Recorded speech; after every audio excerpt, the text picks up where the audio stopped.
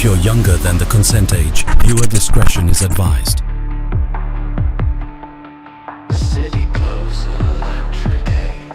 Babuzaako basebo ne banyabo bannansi mwenna bataddeko Media Choice Africa. Kansooka okwebaza Mukama Katonda akyatusobozesezza okuba nga tuwuliziganya. Ne bw'oba tofunye maanyi gagenda mu ssinzizo yadde muzikiti okubeera ng'osaala. Agamaanyi g'otafunye ye Mukama Katonda agalina tumwogerako nti God is omnipotent, ekivvuunulwa nti is all powerful. Basebo ne banyabo ye Katonda yamanyi lwaki agamaanyi g'olina gaali kulemeseza okugenda mu ssinzizo yakwawuliddeko ago byonna tubimulekera. Tumwogerako nti buli kimu akimanyi oba kiyite omniscient. Ate ne bw'oba togenze mu ssinzizo awo woli waali God is always present, ekyogerwa nti is omnipresent. So n'olwekyo nkusaba nti entasiima ebulagi wasooka omwebaze ku ebyo ebitonotono byakuwadde ate oyongere okumusaba ebyo byatannaba kutuusaako ajja kusobola bikutuusaako kubanga yennyini bintu ate teyeerabira walubeerera. Katonda takyukakyuka, teyeefuula ng'abantu ba bulijjo. Mu luzungu olunyaanyiime tugamba nti God is immutable.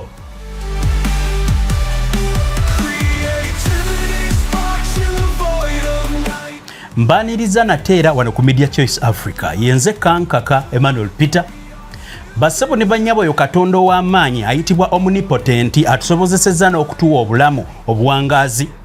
Nyongero bategeezaako bannansi b'eggwanga lya Uganda okusingira ddala mu abazaaliraanwa mu kitundu ky'obuvanjuba bwa Africa nti ebyo bye tubadde tukaabirira erinnyene bintu oyo ow'amaanyi atusinga anaatera obbitulagako agenda amogola ku balabe baffe katono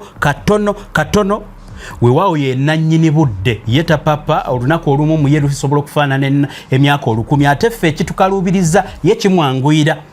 Amawulire amalungi ge mbaleetedde kati mutuule mukalire mugenda gawulira. Basebo ne bannyabo mutabani wa Nakyemalira saako ne Kyemalira yo kennyini Museveni Yoweri Kaguta ne mutabani we Muhoozi Kainerugaba buli lunaku olukya ebintu byongera boonoonekera, ebintu bingi bye bazze bakola mu kimpukumpoko. Katonda ono ayanika ab'enkwe n'ab'empisa embi. Buli mwezi buli lunaku atuwa okumanya n'okutegeera kw'okuba exposinga. Wenzijidde ku mpewo nga waliyo kooti mu ggwanga erya United Arab Emirates, actually mu kibuga ekikulu ekiyitibwa Abu Dhabi, kooti ekyasinze okubeera ensukkulumu etaddewo omusango ogw'okuwulira era yatandise dda okuwulira ndowooza nga 12 I think lwe lunaku nga Agusto 12 lugenda kuba lwakumeka lugenda kuba lwakusatu lwebane kooti eno lwesembayo okuwulira obujulizi obukwatagana ku baani ababadde batunda nga bakozesa UAE okukusa ebyokulwanyisa obitwala mu ggwanga lya Sudaani okubiwa abayeekera saako ne gavumenti yaayo, naye nga kino kikwata nnyo ku magye ga gavumenti naye kino kikwataganirawa ku Nakyemalira. Bw'oba oli mupya wano ku Media Choice Africa mbadde nkusaba osubscribing. Noonya wali akapeesa akaliko ekigambo subscribe awo wennyini waliwo n'akapeesa akalala kaliko ekigambo notifications.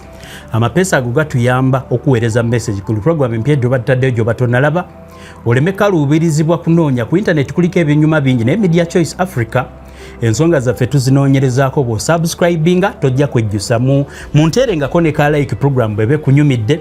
Kino kituyamba ogitambuzamu abo abatamanyi Media Choice Africa nejja automatically okusobola okusaasaanya enjiri y'enkyukakyuka saako n'amawulire amanoonyereza obulungi. Kakati mutuule mukalire muwulirize. Basebo ne bannyabo njagala okubategeeza nti musajja mukulu Yoweri Kaguta Museveni kali ntalo. Eggwanga lyaffe Uganda alifudde ekitebe ekyokutabangula amawanga ga Africa. Kati amawanga mangi agagenze mu ntalo ensi zonna ne zegatta ne zigateekako envumbo y'okugula ebyokulwanyisa. Bamala ne bakozesa Nakyemalira nga bo tebalina we basobola kuyisa byakulwanyisa. Nakyemalira w'eggwanga lya Uganda n'akozesa mutabani we Muhoozi bonna nga bwe mubalaba ne batandika okugulanga ebyokulwanyisa. Uganda n'efuuka transit route ebyokulwanyisa ebitta abantu ba bulijjo era bwe kityo bwe kibadde kikolebwa mu Sudaani. Kakati okubikutegeeza obulungi obitegeere nkugambye saawa eno wetwogerera abantu 13 bakwatibwa saako ne kampani 6 ezakozesebwa mu kukusa ebyokulwanyisa nga bakozesa ettaka lya United Arab Emirates. The highest court mu kibuga ekikulu ekya United Arab Emirates mu Abu Dhabi yawuliriza emisango era n'ebyokulwanyisa bino yabibowa. Kakati bali mu kuwuliriza emisango obujulizi obusembayo basooke bagusale. Wano wogenda okutegerera kiki enkugamba lwaki kakati buli ka bizinensi ka mutabani wa Museveni ne Museveni kennyini ensi egende mutoolako mpola mpola ndowooza tunaamuwona. Buli kintu kye babadde benyigiramu okutabangula Africa bibadde bingi. Abantu ba bulijjo nga mukaaba mwetaaga obukulembeze bw'omusajja oyo buve mu buyinza olw'okuttirira ensi yaffe abadde n'emirandira mingi naye gyonna Katonda agenda agimutemako. Kaakati mpuliriza kambi kuva emabega lw'ogenda okubitegeera obulungi. Basabo ne bannyabo eggwanga lya Sudan nga terina kutulwako South Sudan. Ekitongole ky'amawanga amagatte eky'ensonga z'ebyokwenira kiyite United Nations Security Council kyali kimaze okuteekawo embago oba ekkomo ku mawanga agaguza eggwanga lya Sudan ebyokulwanyisa. Naye ekkomo eryo teryaliteeka ku ggwanga lyonna, baali balitadde mu kitundu eky'eddafu. Eddafu gye baatandikira kubanga yewabadde entalo. Mutabani wa Nakyemalira Muhoozi Kainerugaba ne munne Museveni ze baatekinga advantage after embago ez'ebyokulwanyisa nga bwe zaatandika bwe ngenda okugamba zitandika eyo nga 3 Julayi omwaka gwa 2004 kasita baateekawo ekkomo ku byokulwanyisa ebitundibwa eddafu. Awo Museveni ne mutabani we ne bafuna akakisa okufuuka babbulooka okozesa ensi yaffe okufuuka transit route ey'ebyokulwanyisa ebigenda mu Sudaani ey'omumambuka ne South Sudan ey'omumaserengeta. Kakati omusango guno gasina kukuba kukutuukako kukukunnyonnyola otegeere lwaki obwo obumulumulu n'obumogomogo bwe bagenda nga bamoggola ku Museveni bugenda tuyamba nnyo ffe abaagala okumujja mu ntebe kubanga amaanyi abadde ayina mangi ate nga amaanyi ago ga kikumpanya.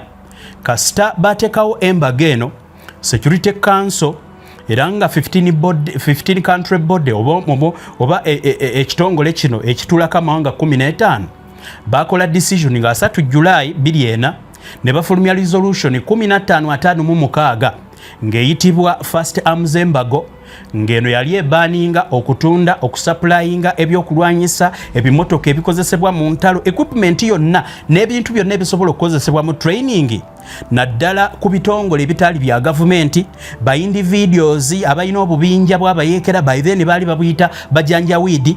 Nkugambye nkutandikidde mabega nga South Sudan tenaba nakwekutulako United Nations okufulumya resolution 1556 oba 1556 eyalekeraawo okutunda ebyokulwanyisa mu kitundu oba mu masaza asatu agali mu Ddafu mu kitundu eky'eddafu kuno nga kuliko North, South and West Ddafu eyo bateekayo embago ey'ebyokulwanyisa. Museveni akolera nnyo mu kavuyo ne mutabani we Muhoozi Kainerugaba. Ebbanga eryo lyonna bo kasita baateekawo embago Uganda n'etandika okukozesebwa okukusa ebyokulwanyisa bitwalira abayeekera. Jjukira nti abajanjawiidi kaakati be ba RSF ate nga Museveni alumirizibwa saako n'eggwanga erya UAE nti baadde basupplyinga ebintu ebyokulwanyisa bubalwanyi abo. Kakati UAE mu kukiliyalinga erinnya lyayo ku bize bijoogerwako nti yesinziiramu amakampuni agasupplyinga ebyokulwanyisa mu Sudan agaleetedde abantu b'okwetta yatandika okwenoonyerezaako ekirininga erinnya lyayo neekwata abasajja 13 nga bwe nkwogeddeko n'amakampuni 6 bano nga babavunaana okukusa ssente bukadde na bukadde bwa $. Kakati ku mulimu guno UAE gweriko okukirininga egamba nti si gavumenti wabula bantu aba bulijjo ababadde bakozesa ettaka lyabwe okubeera nga bagula ebyokulwanyisa ne bisangibwa ng'ate biderevingwa South Sudan ne Sudan ey'omumambuka okubeera nti nno bano batabangula ekitundu. Kakati kankutwale nkujje mu mwaka gwa 2004 nga 3 Julayi nkuleeta mpola mpola osobole okutegeera ate nkutuuse ku Museveni nga buli kimu osobodde okukitegeera obulungi.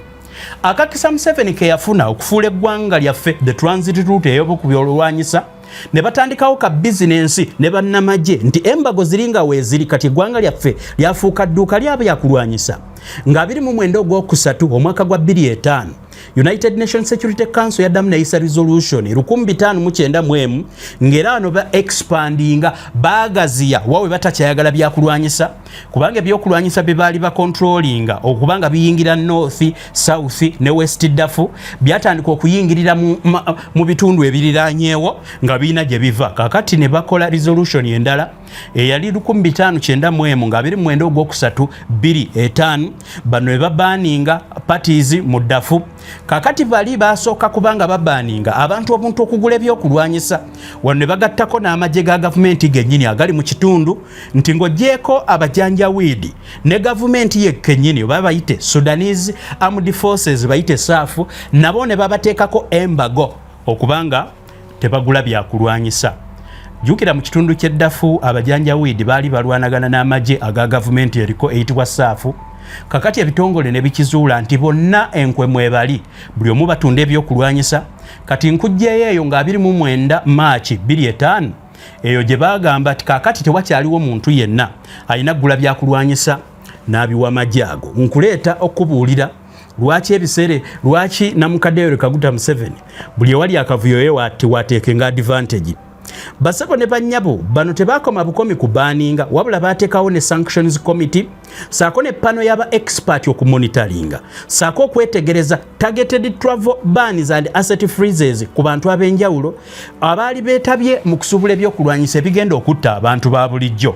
Leeta mu mwaka gwa 2010 nkujje mu 2005 kakati ne bayisa resolution endala 1945 ey'omwaka gwa 2010 era ng'eno yayongera okumyumyula amateeka g'okutunda ebyokulwanyisa mu Sudan nga bino ne bwe biralinga gavumenti yo kennyini ng'ogyeko ekya Darfur eri gye baali babiganye ne gavumenti ne bagiteekako nti nga terina mpapula ddala ze basoose kutunulamu teriyo muntu akkirizibwa kubaguza byakulwanyisa.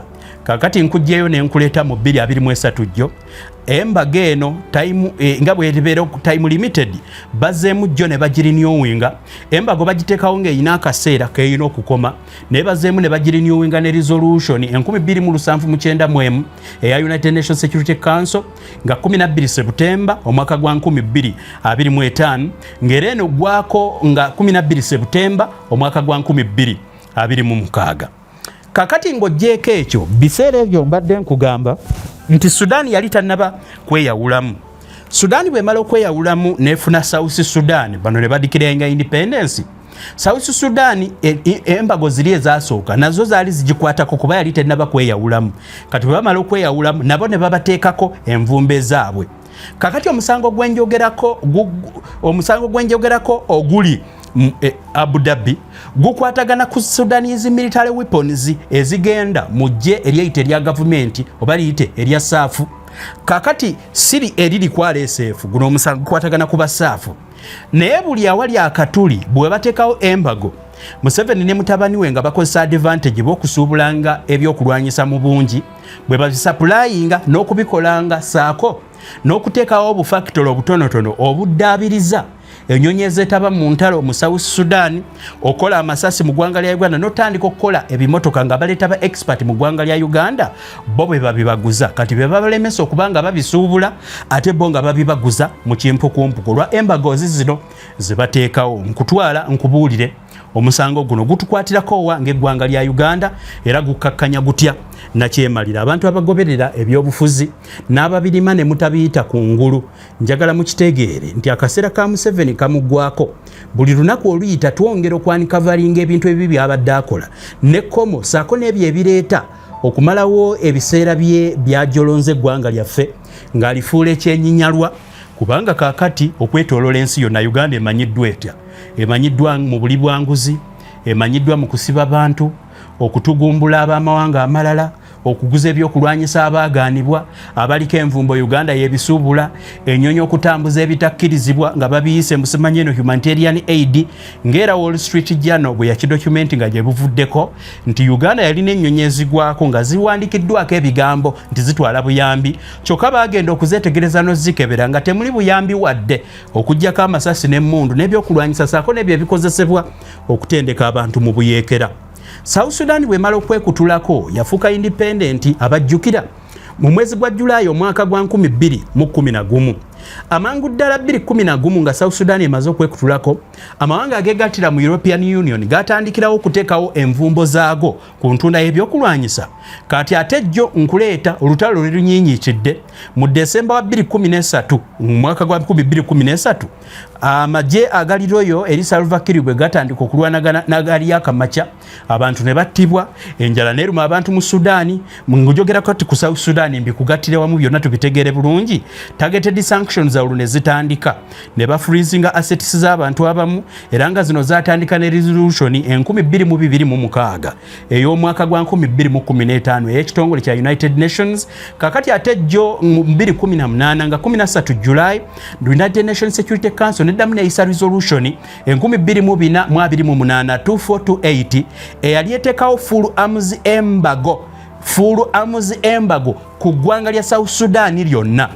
Ebyo byonna tebikwata ku ggwanga eryo yokka wabula n'amawanga gonna agabeera ga UN member states gaba gakugiddwa oba nga gateekeddwako ekkomo kwani alina okugula ebyokulwanyisa abisupplying ku ggwanga eriteekeddwako arms embargo.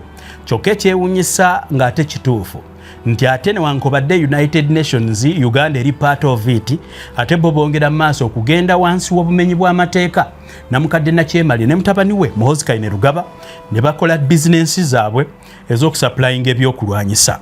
Jjojjuzi ly'abalamu omwaka guno gwennyini ennaku z'omwezi zabadde 29 Ogwokutaano omwaka 2026 amuzemba gene y'obutatunda byakulwanyisa mu ggwanga lya South Sudan yazziddwa bujja mu resolution 2821 era nga wetwogerera ejja kubeera eggwako nga 31 Ogwokutaano omwaka gwa 2027.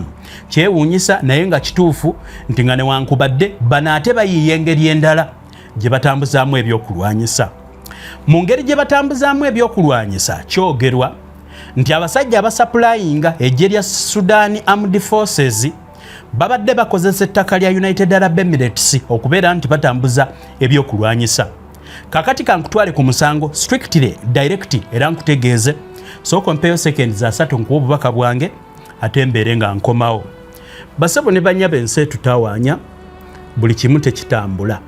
Okola bizinensi ne wabaawo agiroga gwe kennyini oweerera omwana ne wabaawo atamwagaliza ogula akamotoka olina akayoola emipiira gwe kennyini woolinya abantu bakuyoola ebigere. Omanyi mu Afirika abantu okwagala okukola bannaabwe ebintu ebiseera ebisinga tebanoonya nsonga. Oyinza n'okuba oliawo nga goloza tolina balabe kumba abakulaba bwonyirira bwesize ekizigo kibaluma ate kibayisa bubi. Muntuukirire abakyala abayitibwa abakooki babayambe. Sooka nga obasaba obukuumi ne bwoba tolina kizibu. Such that kibi kigwana wala bigwa wala. Ofunako ekintu ekiwugula gwe kuba oliko obukuumi n'otagenda wali mitawaana. Mwabalina obufumbo obutabanguse mwate abalina abaana ababatawulira. Family is the smallest unit of administration. Family bwebe ku challenginga ngerimu ebizibu kitegeeza nawo obulamu tebujja kutereera. Ebintu ebyo abakooki babikolako bali ku 0750 2 bino si byakweraguza. Osobola okusigala mu ddiini yo obujjanjabe bw'ekinnansi tebukujja mu nzikiriza. Kankaka Emmanuel Peter nze biseera byange nga ndi muto nabimala mu kigo kyogamba nti mu kigo tetwakozesanga habo. Ekigo kye Naluzaali twalimanga waliyo n'emisota nga quick treatment esooka twaberanga ne zi black stone oba muzimanyi. Enzijanjabe eyo bwetyo waliwo abantu abagimanyi temugyesamba. Saabakooki bali ku 0750 2 kamba twale ku musango. Basabo ne banyabo okusinzira ku official statement eziva mu mawulire agakyasinze mu United Arab Emirates okuli media nga the National, College Times, WAM bonna babadde bataka mu kooti ekyasinze okubeera eya waggulu mu Abu Dhabi. Bano nga bawuliriza obujulizi ku makampuni n'abantu 15 naye gwatandika gutya.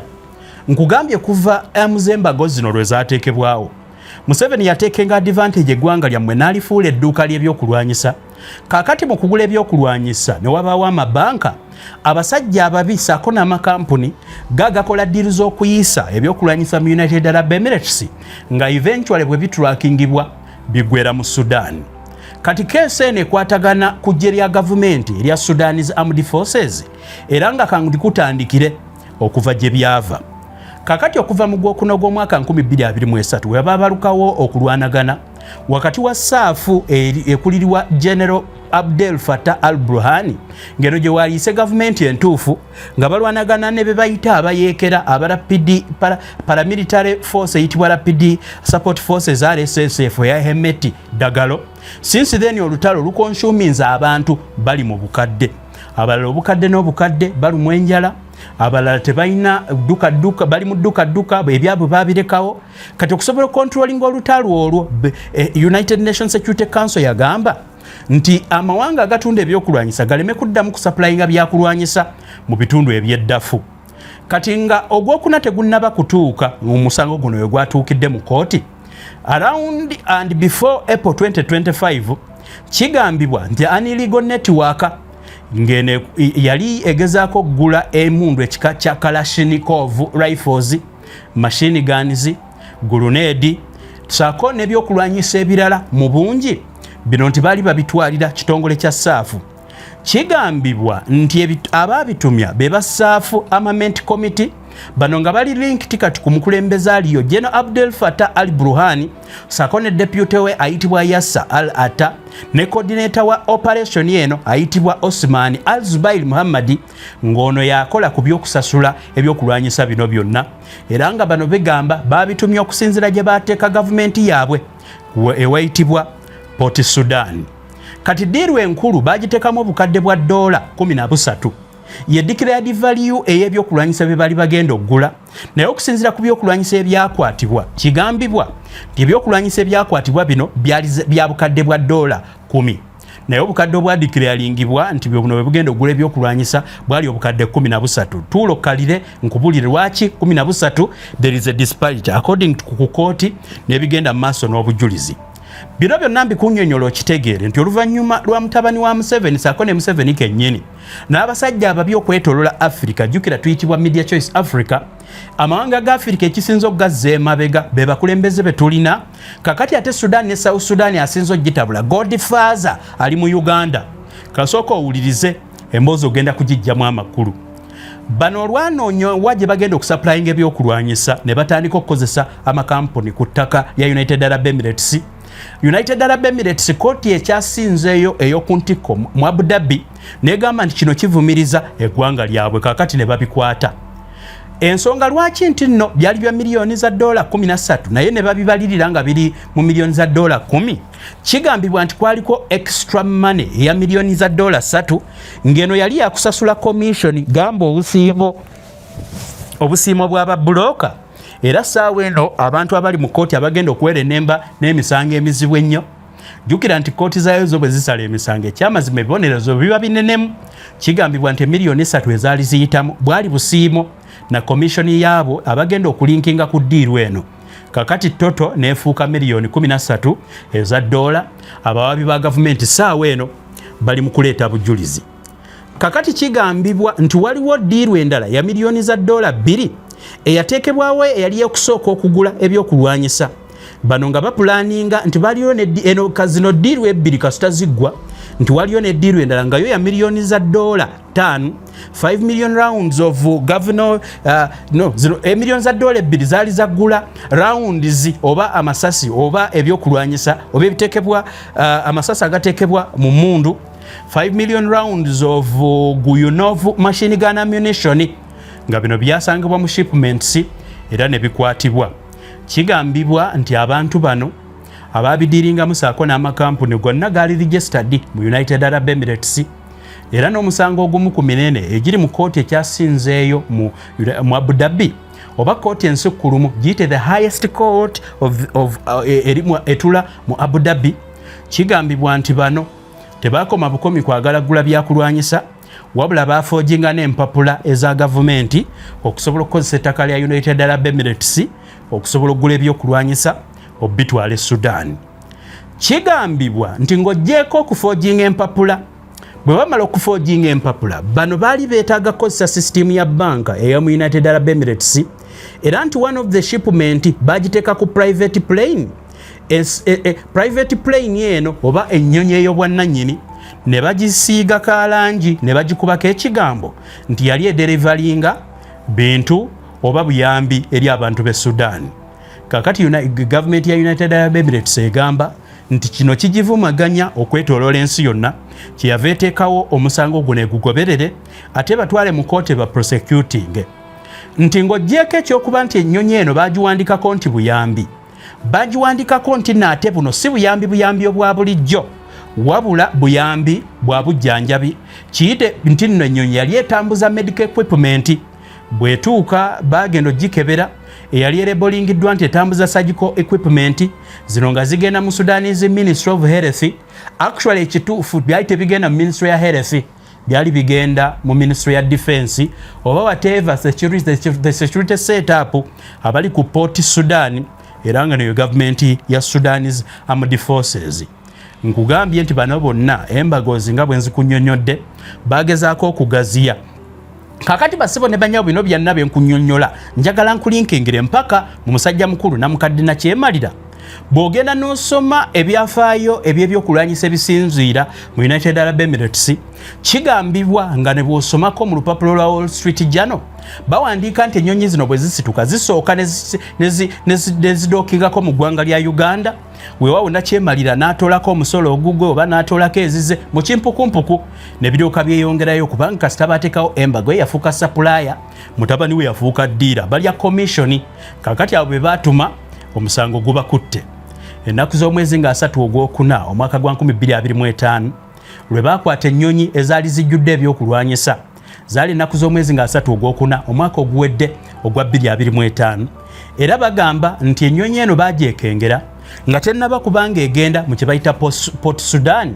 Suspects ne bakwatibwa era bano ne kigambibwa nti bino ebyokulwanyisa kati wabadde watutta omwaka mulamba nga bakyanoonya obujulizi ku byonna ebyali bikwata ku byokulwanyisa. Bujulizi ki bwe balina? 13 abaakwatibwa bonna basindikibwa mu kooti era abasinga ku abo 13 abaakwatibwa bali mu nkomyo mu United Arab Emirates. Abamu ku abo bateekeddwa mu kooti aboogerwako and they are going to be sentenced in absentia. Abatasobola kubeera nga bakwatibwa nga baali tebaliwo kaseera ako amannya gaabwe kwegali kubanga abaakwatibwa ne babeera interrogated bagawaayo. Sentencing them in absentia kigenda kuleeta criminal summons nga weewaawo omusango bwe gubasinga basobola okutumizibwa kubanga United Arab Emirates bwe kusingisa omusango atoosibwa mu UAE so kisoboka essaawa yonna. Kubangi ku 13 abo kuliko Sudanese businessman nga ono ye key facilitator eyali alinkinga side zombi abagula n'abatunda era ngo nayisibwa Rashid Omar Abdul Kadir Ali sako munne Salah Abdallah Muhammad Saleh oba gwe bayita Salah Goshi ngono nga former Sudanese intelligence chief era ngono ye ya directinga no coordinatinga embeera yonna eyogula ebyokulwanyisa. Omulala aliko bamuyita Iyasa Abdulrahman Hassan Al-Ata era ono high ranking officer ow'eggye lya South Sudan Armed Forces kiyite ndowooza majja agakola nga chief of staff oba deputy of sorts nga kigambibwa nti ono ye yasinga okubeera nga atumya ebintu bino okusinziira ku byokulwanyisa ebyogerwako. Kigambibwa nti ono musajja mukulu Yasa Abdulrahman Hassan Al-Ata ye yakola request y'ebyokulwanyisa. Osman Muhammad Abdul Zubair Muhammad ye yakuliramu okufinansinga deal yonna ye financial coordinator era nga sente zibwe zirondoolwa nti bano baali bakozesa banka z'omu UAE nga sente ziva ku Port Sudan. Sako omusajja mukulu Ahmed Rabbi Sayed Ahmed Muhammad ngono bamudescribinga mu reports ezimu nti ye principal organizer naye ate ng'omulimu gwasinga okukola bano bonna nga bamaze okukola byonna ya approvinga. Banji mwabo kuliko Muhammad Ali Fatah Muhammad Beik Abdullah Kafala ono businessman nga alina international ties naye ate ng'ono ekyenjawulo aliko ne sanctions ez'eggwanga United States of America. Ripooti ezisinga zimulinkinga nti America yamuteekako ne sanctions. Omanyi kimenya amateeka kasita wabeerawo embargoes ne sanctions okudiringa n'omuntu ekikula bwe kityo.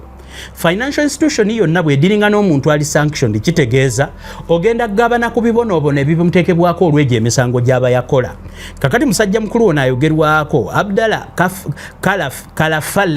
Kalafalla ayogerwako nti Kalafalla bamuteekako dda sanctions mu ggwanga United States of America, saako ne bannaabwe Maha Abdul Jalil Muhammad Abdul Jalil, saako Khaled Yusuf Makta Youssef, Ahmed Kafala Abdullah Muhammad Abdullah Ahmed, saako Mubaraka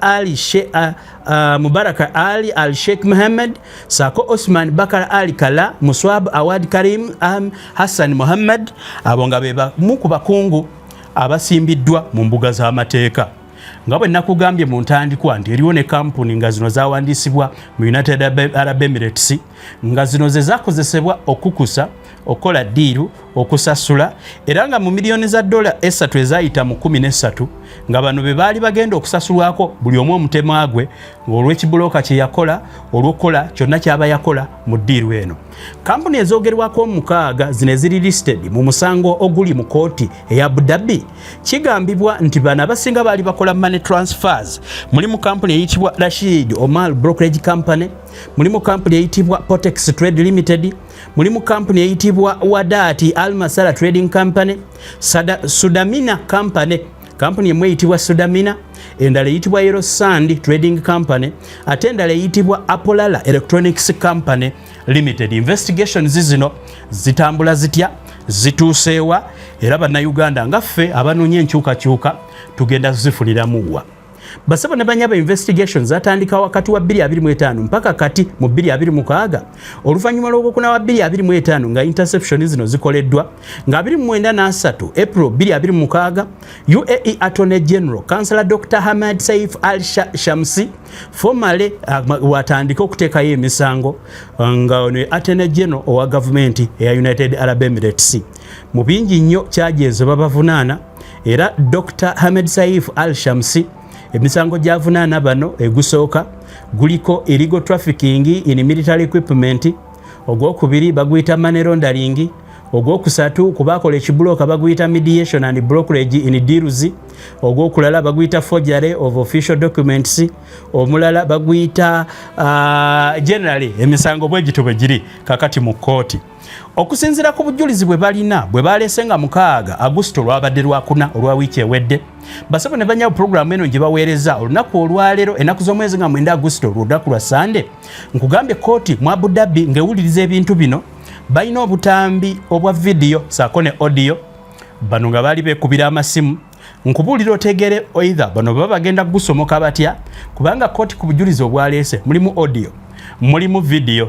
Kigambibwa nti waliwo financial report, kuliko bank transfer, technical analysis ey'abantu abadiringa mu bintu bya banka, kuliko ebiwandiiko ebyenjawulo, waliwo be bakwata era ne babajjako confessions okukkiriza, waliwo ne video summary how the scheme was planned and executed, nga bano bakolera ku ttaka lya United Arab Emirates, nga bakozesa company eziri registered mu United Arab Emirates, nga bakozesa banka saako n'empapula enjingirire naye nga nazo zijingiriddwa ku ttaka lya UAE.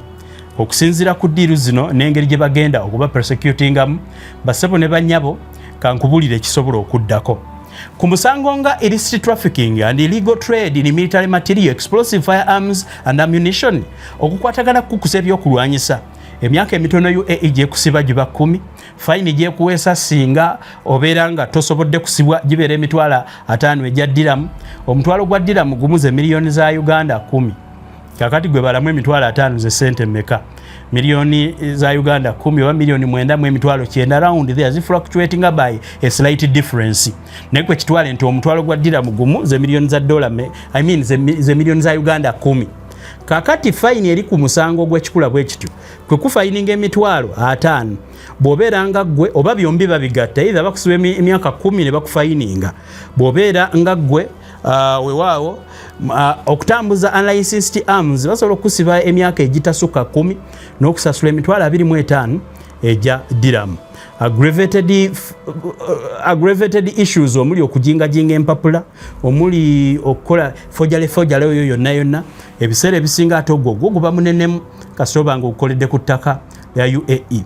Money laundering nagwo gukusibya wakati w'omwaka gumu n'emyaka 10, naddala nga wakitegeerako nti ssente ze bakuweereza zagula byakulwanyisa, oba okuweesa fayini eri wakati w'emitwalo gya diramu 10 saako miliyoni za diramu 5. milioni za ddira 5 bwezibala mbuba ng'obuwumbi 5 bwa Uganda. Aggravated form omuli organized crimes, abuse of position, influence, okubanga ali mu government abantu nobawe empapula, okubanga ali mu police nobatemyako ng'omenya mateeka, ebyo byonna bikusasuza wakati wa milioni ya ddira 1 ne milioni za ddira 10 n'okusiba oba byombyo bikola milioni za ddira 10 ndowooza okitegedde bulungi nnyo basebole banyabo. Ezo companies zaate waliwo fines ez'enjawulo ze baziwa. Forgery and official documents mwaka gumu ku myaka 10 individuals weewaawo basobola okukenderezaako okusinziira government kyo kyebeesazeewo. Kakati ate kankutwale ku mukadde nakyemalira Yoweri Kaguta Museveni. Mirundi mingi government ya Uganda yagadde okuzanya nti bali ku ddaala lya mediation.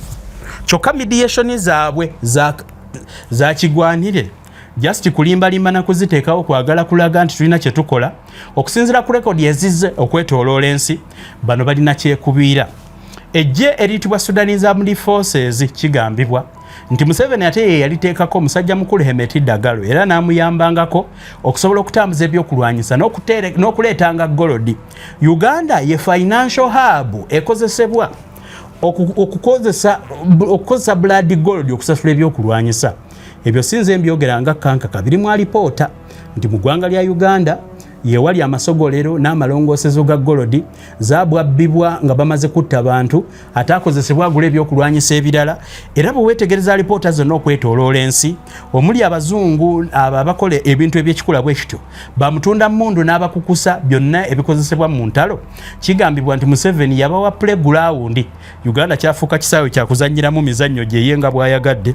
Basebo ne banyabo kakati okusinziira ku lolo Museveni gy'azazanya azaagikweka mu mediation naye ate nga bagezaako okulaga nti abamediatinga ate bamulumiriza nti omu asinga kyekubiira.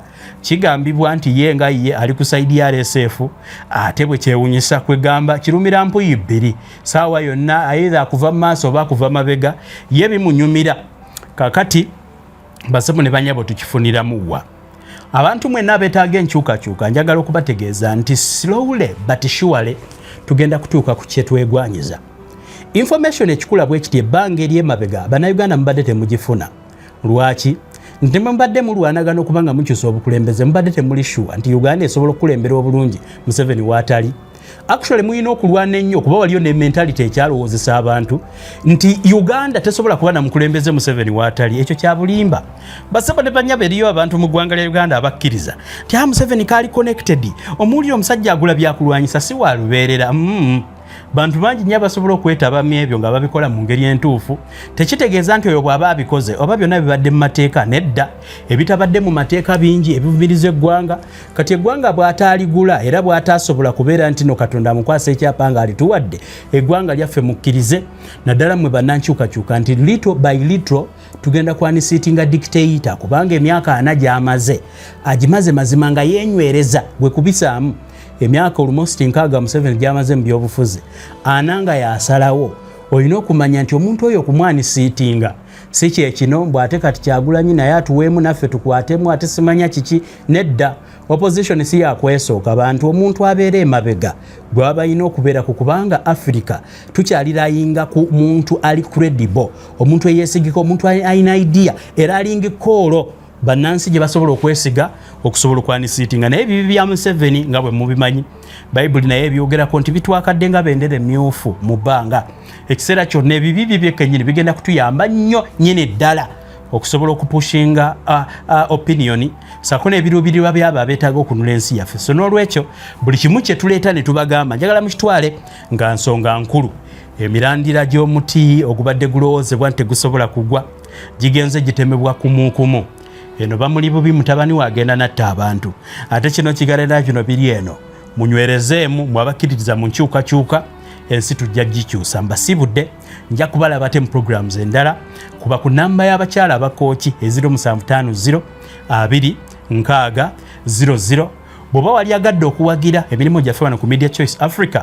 Ndi musiimu nnyo eri omuntu avaayo n'aŋŋamba nti waayi kankaka kuguliddeyo ka data ne bwe kaba katono yongera otambuze enjiri eno basebo ne bannyabo ekyamazima tukolera independent tuteekamu personal effort so bw'obanga olinako offices zaawo okusobola okutuwagira tuwagire tusobole okukola emirimu gyaffe bulungi takunamba ya WhatsApp eyo gyolaba osobole okuwagira emirimu gya Media Choice Africa okugaziwa ate teekako ka like saako okusubscribinga kituyamba nnyo okutambuza enjiri y'enkyukakyuka mbasibudde nja kubalaba te mu programs endala yenze kankaka Emmanuel Peter mweraba